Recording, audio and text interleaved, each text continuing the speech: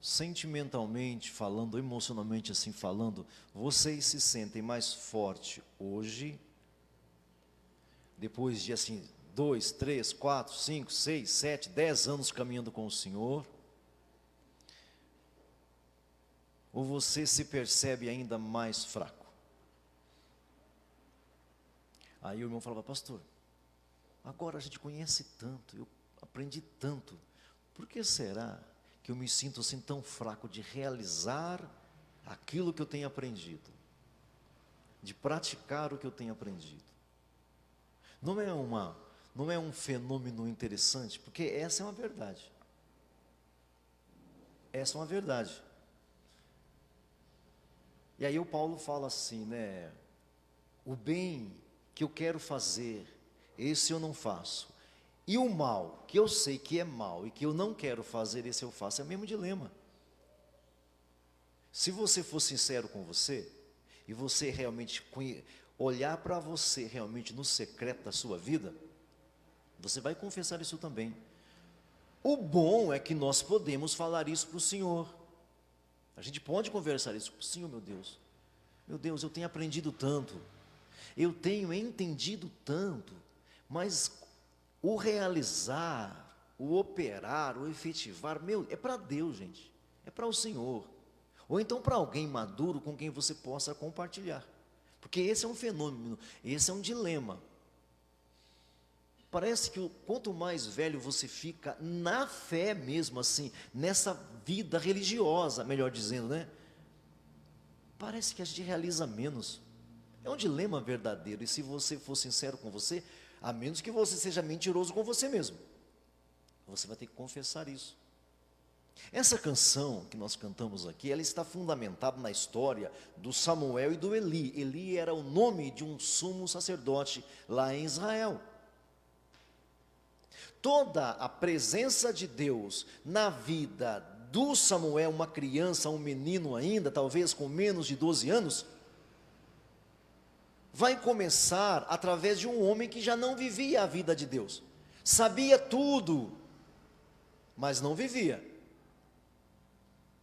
Eu ainda estou na minha série ainda, os abençoados ou os não abençoados. Ainda estou nessa série ainda, caminhando nessa série com vocês ainda. E o fundamento, o ponto de partida para essa nossa conversa sobre os abençoados ou os não abençoados, são os nossos ouvidos, gente. O seu ouvido. Porque o homem abençoado não ouve, não segue o conselho de ímpios. Então a gente precisa vigiar. Olha só, Cristo falou assim,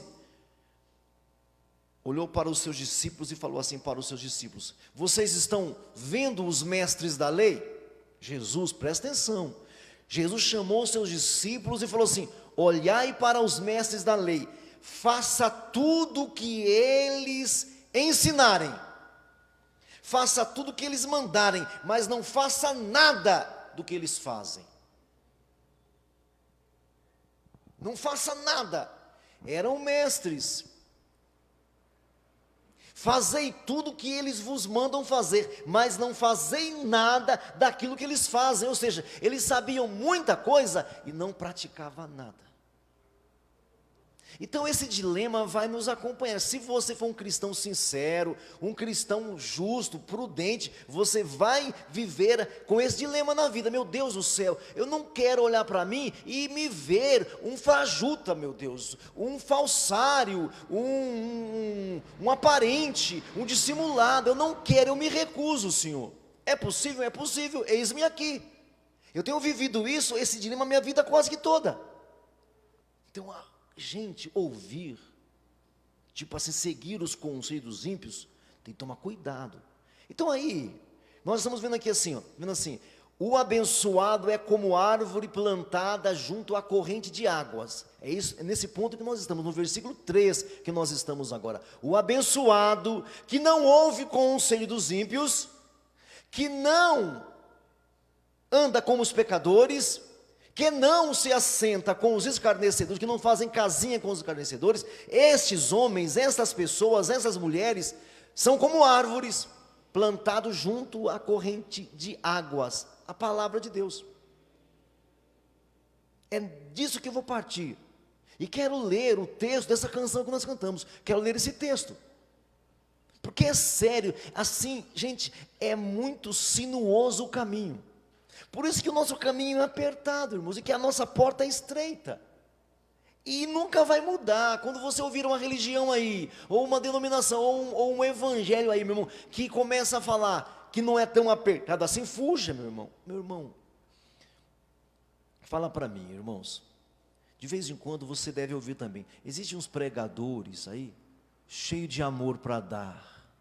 Fala com amor. São tão mansos, mas são tão liberais. Tem pregadores aí, irmãos, tem mestres do evangelho aí, gente, que são tão carinhosos.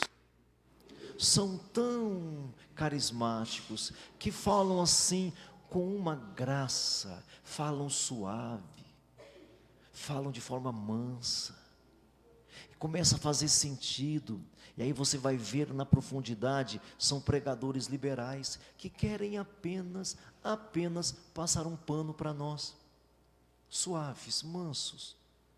Precisamos tomar cuidado, irmãos, porque o que nós precisamos é da voz.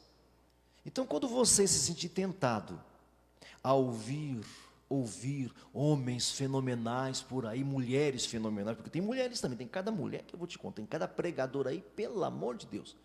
Antes de você concluir, veja, sonda um pouco mais, pesquisa um pouco mais, porque é muito fácil, gente, ser pregador midiático. Isso é fácil. É muito fácil ser pregador mascarado. Não é complicado. Então precisamos tomar cuidado. Então esse fenômeno aí, esse fenômeno de, puxa, eu sou tão crescido no evangelho, eu tenho aprendido tanto o evangelho, e quando eu olho para a minha prática de vida, eu vejo menos hoje do que antes. Antes parece que eu fazia tanto mais. Antes parece que eu era muito mais integrado. Parece que eu era muito mais dedicado. E agora? Aí vem o dilema, né? Eu preciso de alguma coisa nova. Para isso, primeira carta de São João. Então, um dos alvos da primeira carta de São João é o anticristo, ou os anticristos. Não é um, é os, são os anticristos.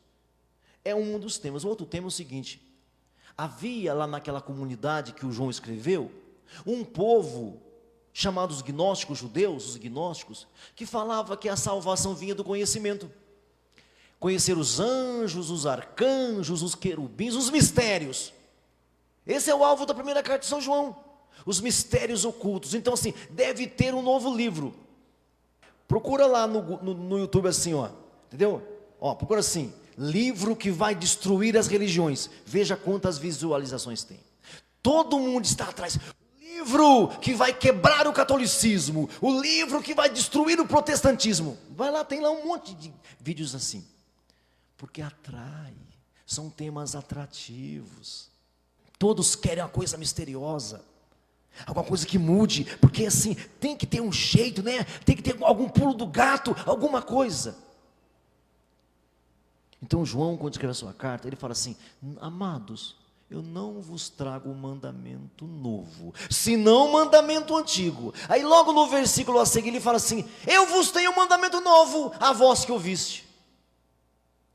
Percebe as frases? João está frases que eles mesmos falam. João está pegando as frases dos gnósticos para colocar em xeque os próprios gnósticos. Não vos tenho um mandamento novo, senão um mandamento antigo. Eis que eu vos dou um mandamento novo. A gnostazada fica tudo louca. E agora? Tem ou não tem? Tem ou não deve ter? Tem ou não tem? Fica tudo louca. Porque todo mundo, não é só você, meu irmão. Em todas as eras, nós sempre estivemos atrás de um pulo do gato. De alguma coisa, assim, de alguma coisa misteriosa que fosse mudar tudo. Não pensa que hoje é diferente, irmãos. Não é diferente, queridos. Tem, meu irmão, meus queridos, tem muitas falas estranhas. Então, a questão é se a voz explode em você. É se a voz, o mandamento é a voz. Então esse mandamento novo que você quer é o antigo. Qual que é o antigo? A voz. Porque não é um texto, o povo quer um texto, o povo quer uma norma, quer uma regra, alguma coisa que muda tudo, nada, porque o que interessa é a voz. A mesma voz que chamou Abraão, é a voz que me chamou, é a voz que te chamou. A questão é, o quanto você dá ouvido a essa voz? Porque nós ficamos atrás de mandamentos, de regras, de questões, quando não deveríamos. Então, cuidado com a literatura, que eu amo a literatura bíblica, eu sou um estudioso, sempre vou, eu não consigo me separar dela, mas a voz é o que muda você. Você tem convivido com a voz?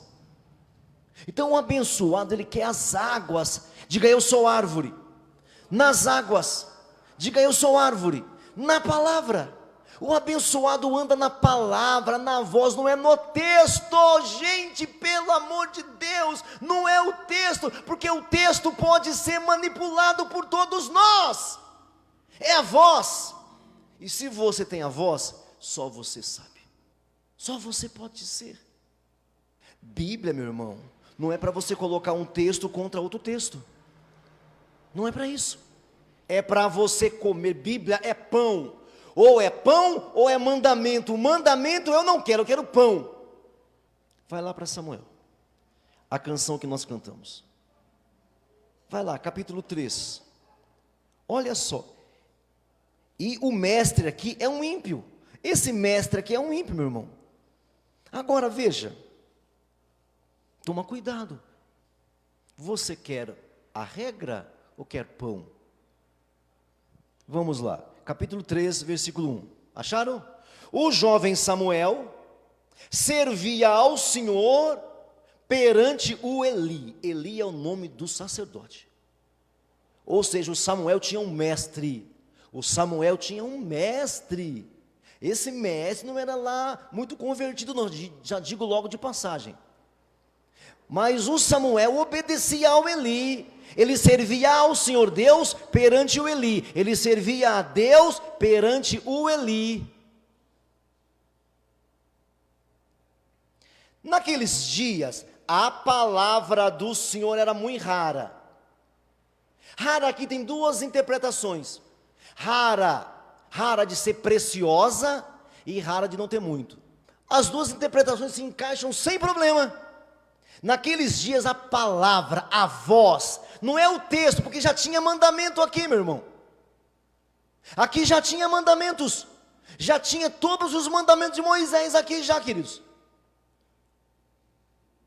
Mas a palavra, a voz, o pão da vida, era raro no sentido de ser precioso e no sentido de não ter quase nada.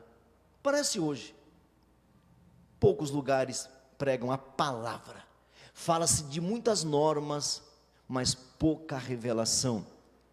A palavra era rara e as visões não eram frequentes.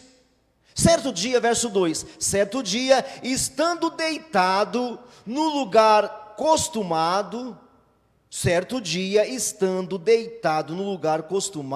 o sacerdote Eli, cujos olhos já começavam a escurecer, a ponto de não poder ver, era bem velhinho já, e tendo se deitado também Samuel, o menino, no templo do Senhor, em que estava a arca, antes que a lâmpada de Deus se apagasse, o Senhor chamou o menino. Olha para mim aqui, irmãos. Isso não te choca? Se Deus quer fazer uma obra grandiosa, e Deus é sempre assim, quando Ele quis fazer uma obra no Egito, Ele chamou o velho Moisés. O velho Moisés. Quando Deus quis falar na Babilônia, Ele levantou o velho profeta Ezequiel. Ele levantou Ezequiel, velhinho já. Quando Deus quis trazer o dilúvio sobre a terra, chamou Noé com 500 anos de idade. Por que aqui, Deus querendo fazer uma grande obra, Ele chama um menino? Pensa comigo. Está vendo a voz? Está percebendo a voz? O Senhor chamou o menino, Samuel, Samuel, e este respondeu, eis-me aqui, e correu a Eli. Correu ao sacerdote Eli. Porque na cabeça do menino, Deus o chamou, mas Deus falava com ele através do sacerdote, ele correu para o sacerdote, é óbvio, não tem problema, ele correu, sim Senhor, eis-me aqui, correu para o mestre, e disse, mestre, eis-me aqui, porque tu me chamaste, verso 5, por que o Senhor me chamou, mestre? Mas ele disse, não te chamei, torna-te a deitar, ele foi e se deitou. Verso 6, tornou o Senhor a chamar Samuel, Samuel, Samuel, e este se levantou e foi a Eli de novo e disse, por que tu me chamastes? Eis-me aqui. Mas ele disse, não te chamei, meu filho, vai deitar-te. Porém Samuel ainda não conhecia o Senhor. O que Samuel conhecia então, gente? Presta atenção, irmãos, aqui. O que Samuel conhecia? Ele servia a Deus perante o Eli. Com certeza o Samuel conhecia as leis, conhecia os mandamentos todos. E não são só 10. São 613 mandamentos compilados. Reduzidos, resumidos. Ele sabia de tudo. Ele conhecia a história de Noé, de Abraão, de Jacó. Ele sabia tudo. Mas ele não conhecia quem? O Senhor. Está ouvindo, Gilmar? Ele não conhecia o Senhor. É preciso que nós façamos distinção. Verso 7, porém Samuel ainda não conhecia o Senhor, e ainda não lhe tinha sido manifestado o que, gente? A palavra. O que é isso, gente? Não é a letra, é a voz. O Samuel ainda não conhecia a voz, a relação, a intimidade, o andar juntos, o andar com. Por isso ele corre para o Eli. Ele não tem experiência com a presença, com a intimidade, meu irmão.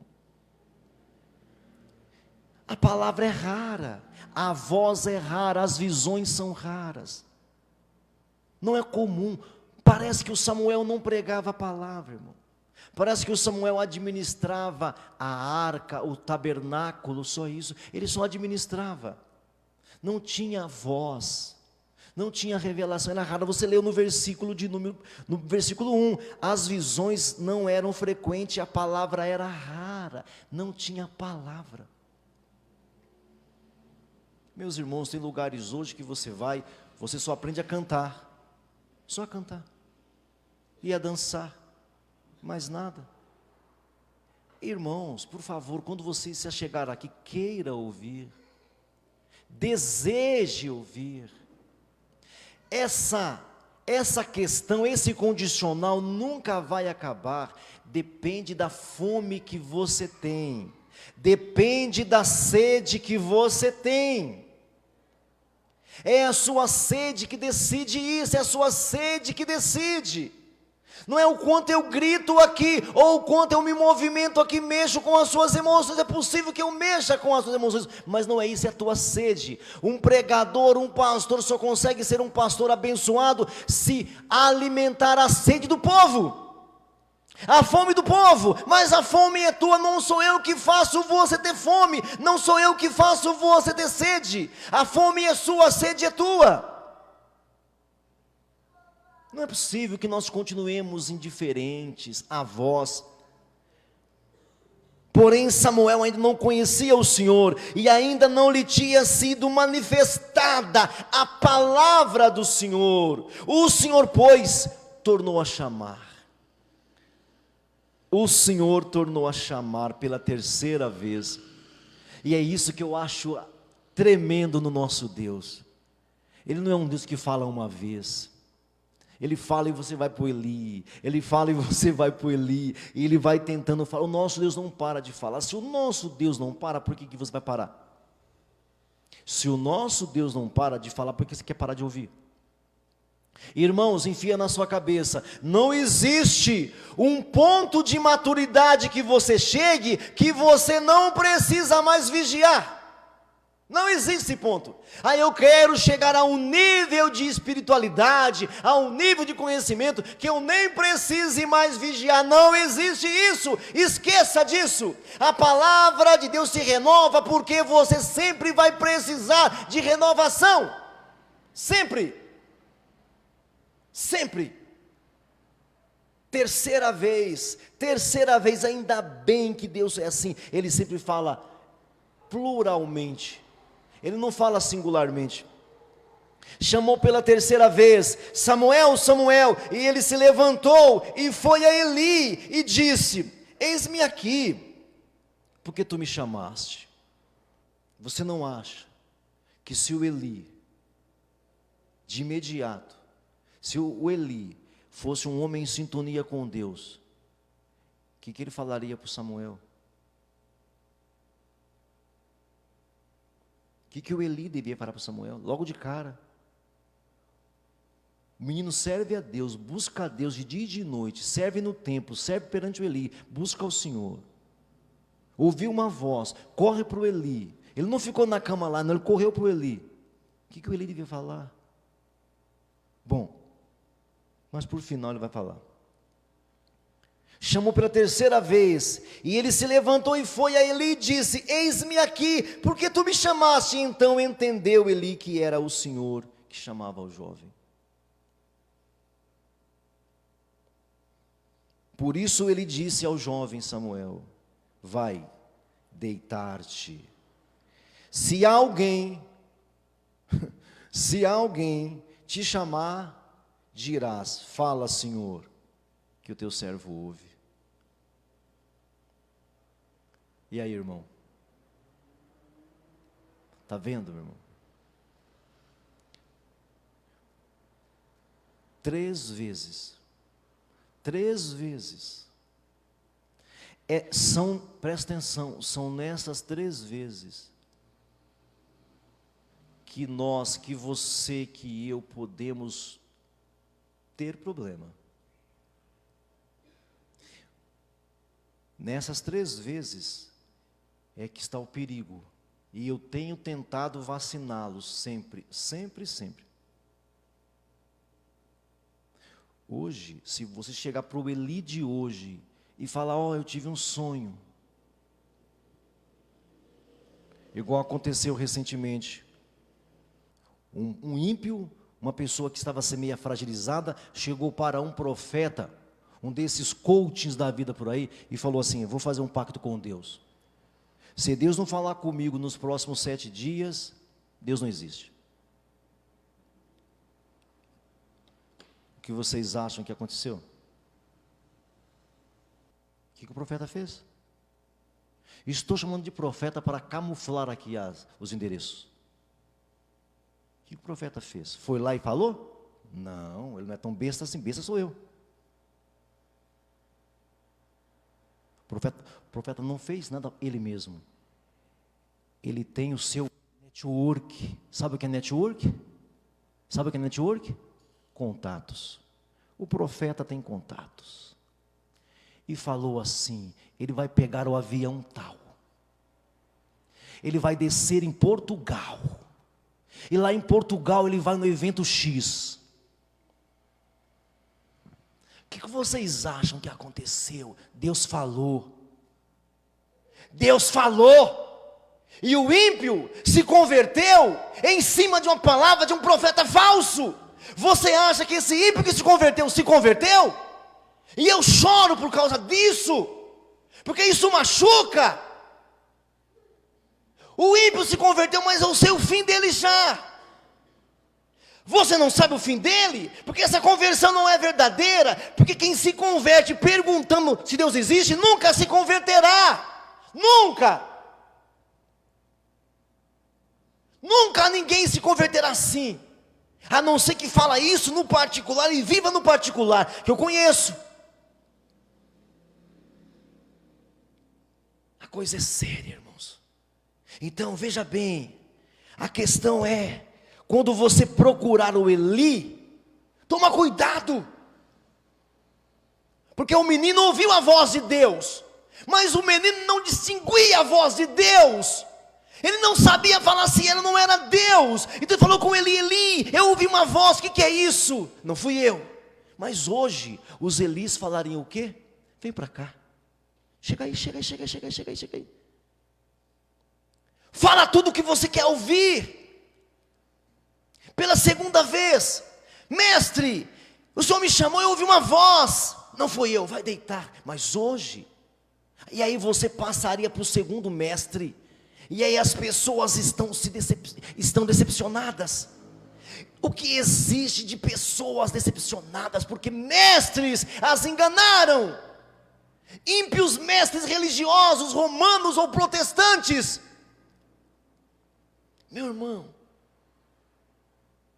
a voz é que faz diferença. E pela terceira vez e pela quarta vez, ainda bem que pela quarta vez, esse Eli, pela terceira vez ele fala assim, ele vai te chamar de novo. A hora que ele te chamar, fala assim, ó: fala, Senhor, que o teu servo ouve. Essa é uma história, mas meu irmão, tem outras histórias. Tem a história de um jovem profeta que foi comido por um leão porque desobedeceu a Deus, está na Bíblia. Existe um outro jovem profeta que, porque ouviu o Eli, um velho profeta, foi comido por um leão lá em Israel, porque desobedeceu o comando do Senhor. Alguns morrem. Ouvi uma fala esses dias, que nós precisamos ter fé para ganhar e para perder. Vocês conhecem a galeria dos heróis da fé? Sabe, conhece a galeria dos heróis da fé? Aonde está qual é o livro dos heróis da fé? Diga para mim. Hebreus. Você lembra do capítulo dos heróis da fé? Capítulo 11 de Hebreus. Mas vocês já leram a segunda parte do capítulo 11 de Hebreus? Vocês já leram a segunda parte? Vocês conhecem: pela fé abriu o mar vermelho, pela fé caiu fogo do céu, pela fé pá. Mas no final, pela fé foram cerrados pelo meio. Essa parte você não gosta. Pela fé foram comidos por leões. Essa parte nós não gostamos. Pela fé passaram fome. Pela fé foram queimados. Pela fé foram cerrados. Pela fé sofreram. Pela fé as mulheres comeram seus próprios filhos. Essa parte ninguém conhece. Então, fé para perder, eu devo começar uma série logo. Fé para perder, fé para ganhar. Porque fé não só ganha, não. Fé não só ganha, mas só conhece na primeira parte.